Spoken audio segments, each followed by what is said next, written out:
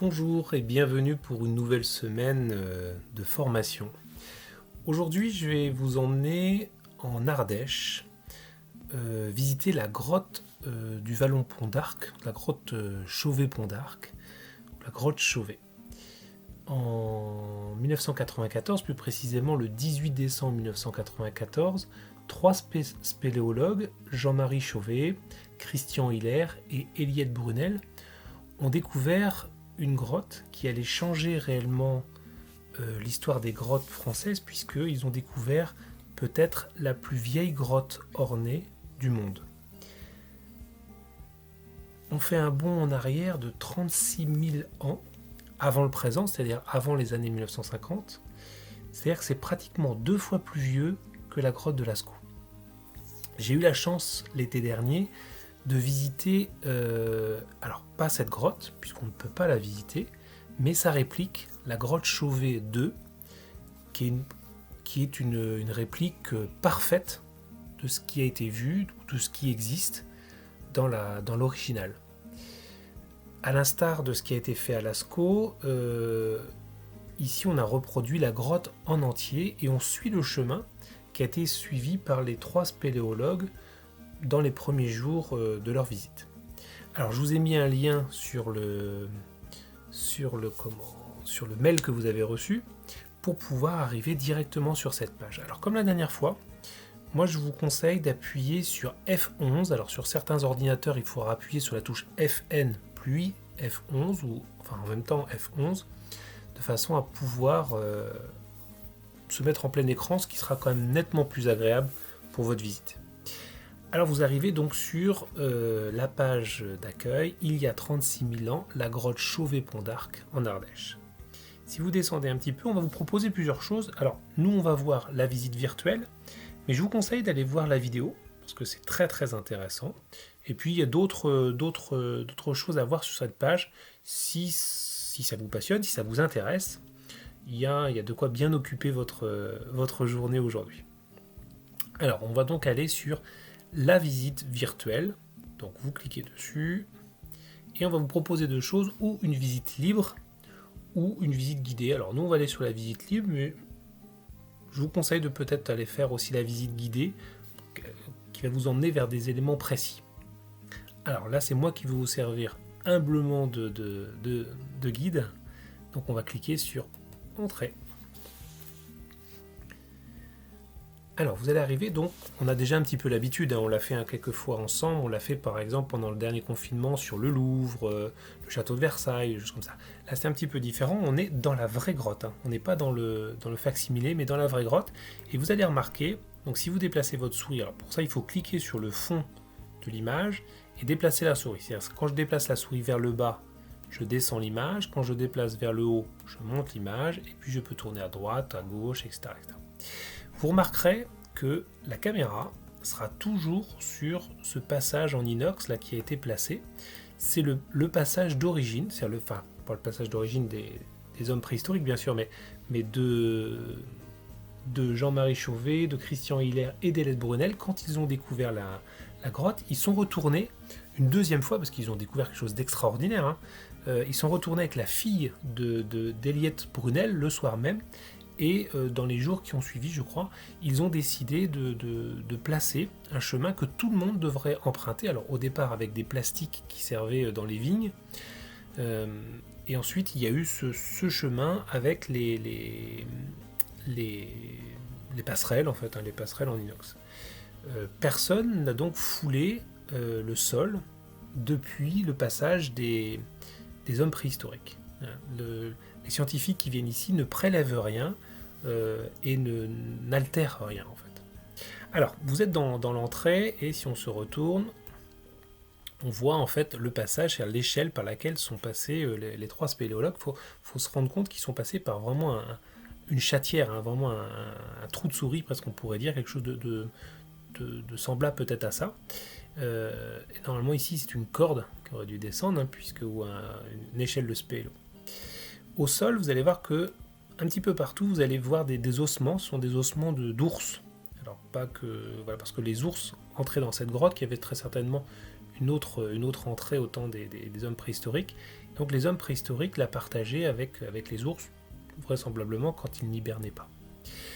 Alors vous avez possibilité de vous déplacer en cliquant sur les flèches qui sont ici, et de suivre en fait le chemin, mais vous avez aussi possibilité de prendre un cheminement vers le bas comme ça en cliquant sur les différentes salles.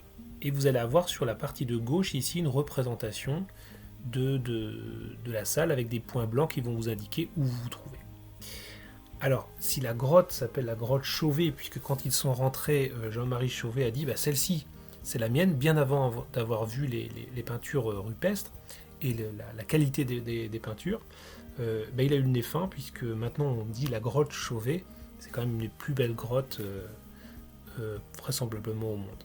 Alors, la première salle, c'est la salle Brunel, du nom d'Eliette Brunel, qui est une des découvreuses. Alors, on est donc à l'entrée, donc salle Brunel Sud, on va aller sur salle Brunel Nord, et vous allez remarquer qu'il y a des points en fait, un petit peu partout. Si vous cliquez sur les points, en fait, on va vous donner une explication de la peinture qui se trouve sur le mur, et quand vous cliquez sur l'image qui se trouve en bas, vous allez voir en fait, voilà, la peinture en grand. Alors, c'est pas la plus extraordinaire celle-ci, mais c'est un début, on rentre dans la grotte. Pour quitter une image, vous cliquez sur la croix qui se trouve en haut à droite ici, et ensuite vous quittez l'explication avec la croix qui se trouve dans le cercle. Alors vous allez déambuler comme ça dans la grotte en vous déplaçant, vous voyez, en déplaçant la souris. On va arriver par exemple ici, le grand panneau des points paumes. Quand on clique dessus,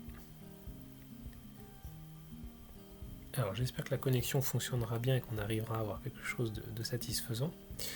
Vous allez découvrir, et alors, il y a quelque chose d'assez extraordinaire là-dedans. Dans les points paumes, on s'est aperçu par exemple qu'il y avait des gauchers et qu'il y avait un des artistes qui avait un doigt un petit peu recourbé. Alors vraisemblablement ma connexion ne suffira pas, donc je ne vais pas aller tellement plus loin. On gagne du temps, enfin je vous conseille voilà, d'aller voir, tiens peut-être que ici, voilà. Hop. Voilà. Donc les différents points sont faits avec des paumes de la main, sans qu'on sache réellement la raison pourquoi ça a été fait. Alors vous allez pouvoir vous balader dans les différents salles des bauges, par exemple. Les bauges sont des trous que les ours font pour dormir. La galerie des cactus, vous allez comprendre tout de suite pourquoi. Voilà les cactus. La galerie des panneaux rouges.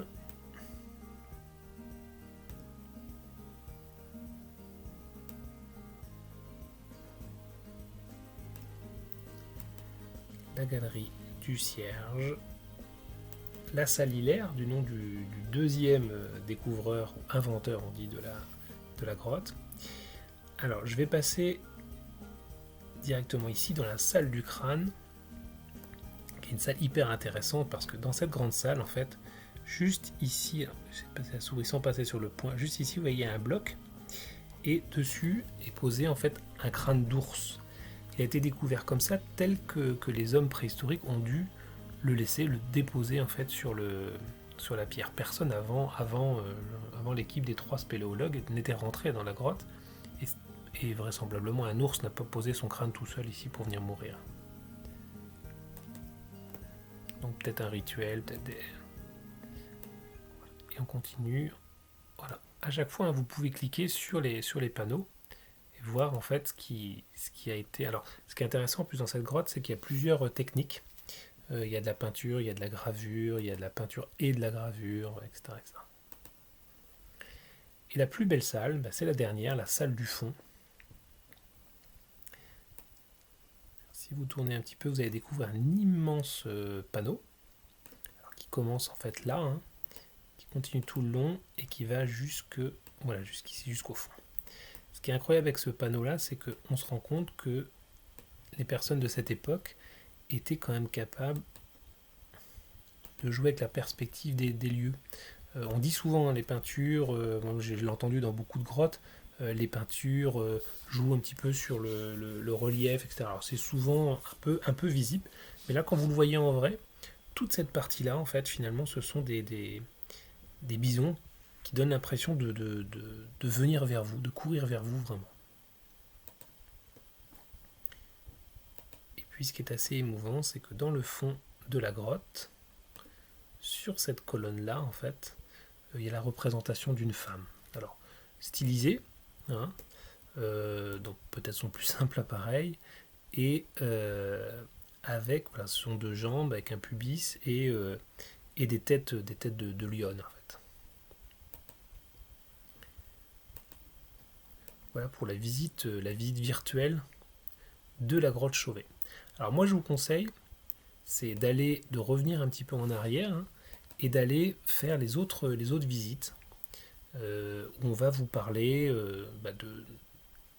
de Vallon-Pont d'Arc, de la découverte elle-même, des hommes